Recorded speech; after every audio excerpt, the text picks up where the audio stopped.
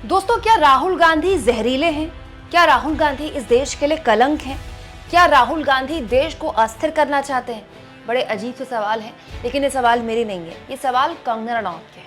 कंगना एक बार फिर आज सुबह सुबह राहुल गांधी पर विस्फोटक हमले करती हुई दिखी और मेरे मन में अब एक सवाल खड़ा होने लगा है कि सिलसिलेवार तरीके से कंगना रनौत राहुल गांधी पर जिस तरह से निजी हमले कर रही है, व्यक्तिगत टिप्पणियां कर रही हैं, क्या ये कोई सोची समझी रणनीति के तहत हो रहा है?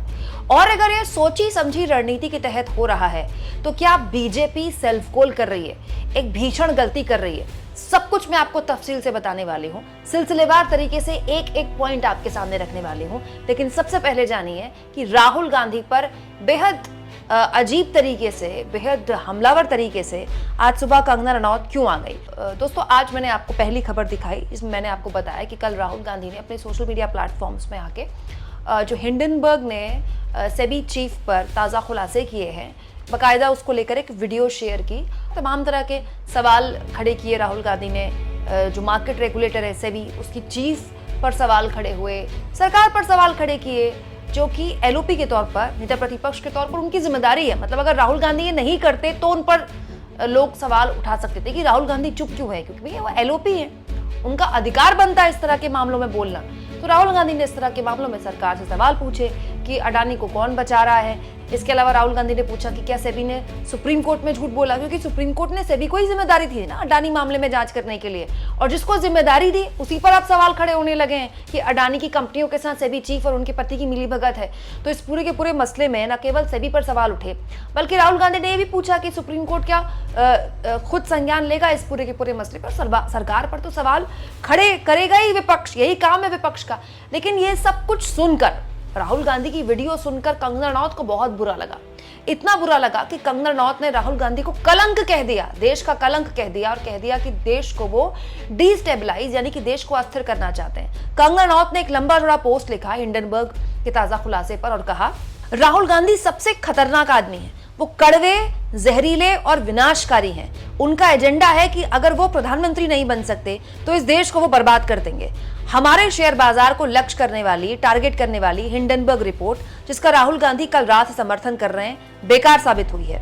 राहुल गांधी देश की अर्थव्यवस्था को अस्थिर करने की हर संभव कोशिश कर रहे हैं। राहुल गांधी जीवन भर विपक्ष में बैठने के लिए तैयार हो जाइए। लोग आपको कभी भी अपना नेता नहीं बनाएंगे, आप एक कलंक हैं। कंगना रनौत ने अपनी लास्ट लाइन में यही लिखा है, you are a disgrace. You are a disgrace मतलब आप एक कलंक हैं। तो कंगना रनौत राहुल गांधी को कलंक कह रही हैं। कंगना रनौत राहुल गांधी के लिए कह रही हैं कि वो इसीलिए इस बात से चिढ़े हुए हैं कि अगर वो प्रधानमंत्री नहीं बन सकते तो वो जो पूरा देश है उसको अस्थिर कर देंगे। और कंगना रनौत इस बात को लेकर चिड़ी हुई हैं कि हिंडनबर्ग रिपोर्ट बेसिकली जो आई है वो तो हमारे देश के मार्केट को डिस्टेबलाइज करने के लिए आई है। दोस्तों, इस तरह के आरोप पिछले 18 महीने से हम सुन रहे हैं। दोस्तों, कंगना रनौत अब जो भी राहुल गांधी के लिए कह रही हैं वो सिर्फ कंगना के निजी बयान के तौर पर हम नहीं ले सकते, क्योंकि वो अब केवल एक्टर नहीं है, वो बीजेपी की सांसद हैं। और बीजेपी के सांसद के तौर पर कंगना रनौत अब तक राहुल गांधी के लिए जो बातें बोल चुकी हैं, कोई भी नहीं बोला है। दोस्तों, मोदी जी भी राहुल गांधी के लिए शहजादा और तमाम तरह की बातें बोल चुके हैं, बालक बुद्धि जैसे शब्दों का इस्तेमाल कर चुके हैं। तमाम तरह की बातें राहुल गांधी के लिए तमाम तरह के शब्दों के जरिए बोली जाती है, लेकिन आज तक किसी बीजेपी नेता ने नहीं बोला कि राहुल गांधी ड्रग एडिक्ट हैं। कंगना रनौत ने संसद में पहुंचने के बाद, सांसद बनने के बाद इतने गंभीर आरोप लगा दिए राहुल गांधी पर कि वो नशे की हालत में संसद में आते हैं, उनका टेस्ट होना चाहिए, वो ड्रग एडिक्ट हैं। इसके अलावा जब चुनाव प्रचार कर रही थी कंगना, तो बड़ा पप्पू छोटा पप्पू उन्होंने कहा था कि बड़ा पप्पू दिल्ली में बैठा है, छोटा पप्पू हिमाचल में उनके खिलाफ चुनाव लड़ रहा है। यहां तक उन्होंने आज तक को एक इंटरव्यू में कह दिया था कि राहुल गांधी की एक गर्लफ्रेंड थी, उनसे उनकी शादी नहीं हो पाई, तमाम तरह की बातें। आप सिलसिलेवार तरीके से देखिए, राहुल गांधी पर जिस तरह के निजी हमले कंगना रनौत कर रही हैं, कोई नहीं कर रहा है। तो बड़ा सवाल ये है दोस्तों कि दो बातें हो सकती हैं, या तो कंगना रनौत को खुली छूट दे दी गई है कि आपको जो बोलना है राहुल गांधी के बारे में बोलिए, या फिर ये सब कुछ सुयोजित तरीके से, बाकायदा प्लान तरीके से कंगना जैसे लोगों से करवाई जा रही है। बात ऐसी है दोस्तों कि सम्मान सबका है, औरत का भी सम्मान है, मर्द का भी सम्मान है, सार्वजनिक जीवन में सम्मान सबका बराबर है। अगर कंगना रनौत को लेकर कोई कुछ बोलता है तो लोग उसको महिला सम्मान से जोड़ देते हैं, जो कि होना भी चाहिए, गलत है। हर महिला का सम्मान होना चाहिए, वैसे ही हर पुरुष का भी सम्मान होना चाहिए। एक व्यक्ति जो सार्वजनिक जीवन में कंगना रनौत से कहीं ज्यादा सीनियर है, राहुल गांधी, उम्र में भी, एक्सपीरियंस में भी। दोस्तों, राहुल गांधी को सार्वजनिक जीवन में 20 साल हो चुके हैं, कंगना रनौत को तो भाई महीना भी नहीं हुआ है। और राहुल गांधी पर जिस तरह के आरोप लगा रही हैं कि वो कलंक हैं, वो देश को डिस्टेबलाइज करना चाहते हैं। आप मुझे बताइए, हर खुलासा तो जो विदेश से होता है वो कब तक यही बोलकर उसको टाला जाएगा कि ये देश पर हमला है, विदेशी साजिश है।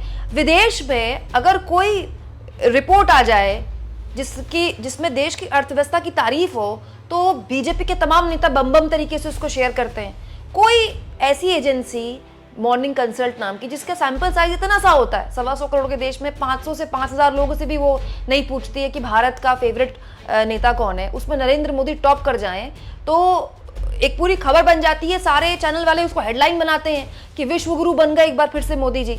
मतलब विदेश की कोई रिपोर्ट आती है जो आपके देश की या आपके नेता की तारीफ करती है, तो आप उसे हाथों हाथ लेते हैं। लेकिन ऐसी कोई रिपोर्ट आ जाए जो आपके मार्केट रेगुलेटर की चीफ पर सवाल खड़े कर दे, देश के सबसे बड़े एक तरह से कॉर्पोरेट हाउस पर सवाल खड़े कर दिए, उसके क्रोनी कैपिटलिज्म पर सवाल खड़े कर दे, तो आप क्या करते हैं? उसे विदेशी साजिश कहते हैं। मतलब ये तो अजीब सी बात है ना, मीठा मीठा घप घप, कड़वा कड़वा थू थू। और ये आप हर तरह से करते हैं। बीजेपी के आधिकारिक प्रवक्ता अपनी भाषा में करते हैं, कंगना रनौत जैसे लोग अपनी भाषा में करते हैं। दोस्तों, बीजेपी जानती है कि कंगना जब भी बोलेंगी वो हेडलाइन बनेगा। अब आप देखिए, कंगना का ये ट्वीट आया नहीं, मैंने इस पे खबर बनाई, तमाम न्यूज चैनल उस पर खबर बनाएंगे, तो हेडलाइन क्या बनेगी? राहुल गांधी देश पर कलंक है, आगे हाइफन लगाया जाएगा कंगना। तो एक तरह से बार बार ये स्थापित करने की कोशिश की जाएगी कि विदेशी साजिश की जा रही है भारत की अर्थव्यवस्था को डिस्टेबलाइज करने की, मार्केट को डिस्टेबलाइज करने की, मार्केट को अस्थिर करने की। देखिए, राहुल गांधी उसको सपोर्ट कर रहे हैं। ये खेल पिछले 10 सालों से चला है दोस्तों, और बहुत होशियारी से चला है। इसका बहुत फायदा हुआ है बीजेपी को। लेकिन बीजेपी के आईटी सेल के लोग और बीजेपी के वो नेता जो ये सोचते हैं कि कंगना रनौत के इस तरह के बयान बीजेपी को फायदा पहुंचाएंगे, वो ये क्यों नहीं समझ रहे हैं कि जनता का मूड बदल चुका है। जब तक जनता किसी नेता को पसंद नहीं करती, तब तक आप कुछ भी कर लें, उस नेता को कितनी बार भी लॉन्च कर लें, जनता उसे हाथों हाथ नहीं लेगी। लेकिन जिस दिन जनता उस नेता को सीरियसली लेना शुरू कर देती है, जनता उस नेता को पसंद करना शुरू कर देती है, फिर आप उस नेता के लिए कुछ भी बोले, उससे कोई फर्क नहीं पड़ता। इस चुनाव में जितने हमले राहुल गांधी पर नरेंद्र मोदी ने किए, पहले कभी नहीं किए थे।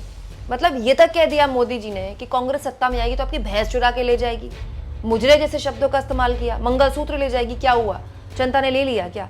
दोस्तों, अब भी देश के सबसे पॉपुलर नेता है मोदी जी। जब उनकी बात जनता सीरियसली नहीं ले रही है, तो कंगना रनौत को कैसे इल्म है, कैसे अंदाजा है, कैसे उन्हें गलतफहमी है कि इस तरह के हमले अगर वो राहुल गांधी पर करेंगे तो लोग उसे हाथों हाथ ले लेंगे। हेडलाइन बन सकती है, लेकिन क्या लोग उसे हाथों हाथ लेंगे? कहीं ऐसा ना हो दोस्तों कि जिस तरह के निजी हमले लगातार कंगना रनौत कर रही हैं या उनसे करवाए जा रहे हैं, उल्टा पड़ जाए बीजेपी को। क्योंकि हद से ज्यादा जब आप किसी नेता को टारगेट करते हैं, हद से ज्यादा जब इस तरह की बातें आप किसी नेता के लिए करते हैं, तो जनता उसके साथ खड़े हो जाती है। इसका जीता जागता उदाहरण खुद मोदी जी हैं। दोस्तों, आप इस मुद्दे पर क्या सोचते हैं? जिस तरह की शब्द कंगना रनौत राहुल गांधी के लिए इस्तेमाल कर रहे हैं, उनकी एक वीडियो से कंगना इतनी परेशान हो गई है, कमेंट बॉक्स में जरूर लिखें। और जितना हो सके चैनल को शेयर करें, सब्सक्राइब करें, और थैंक्स और ज्वाइन, ये 2 ऑप्शंस हैं जिसके जरिए आर्थिक तौर पर भी आप चैनल के हाथ मजबूत कर सकते हैं।